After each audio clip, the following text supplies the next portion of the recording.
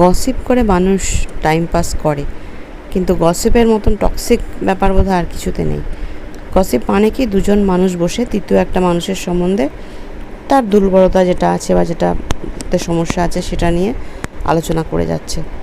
তার মানে কি, এ একটা নেগেটিভ বলছে, ও একটা নেগেটিভ বলছে, বলে বলে সেই নেগেটিভিটিকে আরও স্প্রেড করা হচ্ছে। কিন্তু আর তখনকার দিনে ছিল দুজন মিলে তৃতীয়জনের জন্য করছে, আর এখন তো এই মানে মিডিয়া হয়ে যেটা হয়েছে, মিডিয়াতে যে যার পোস্ট করছে এবং সেই পোস্টে সবাইকার কমেন্ট করার রাইট আছে। ব্যাস, এবার যে কমেন্টগুলো আসছে সেগুলো যদি একটু উচ্চস্তরের কমেন্ট হয়, একটু ভালো কমেন্ট হয়, তাহলে ঠিক আছে।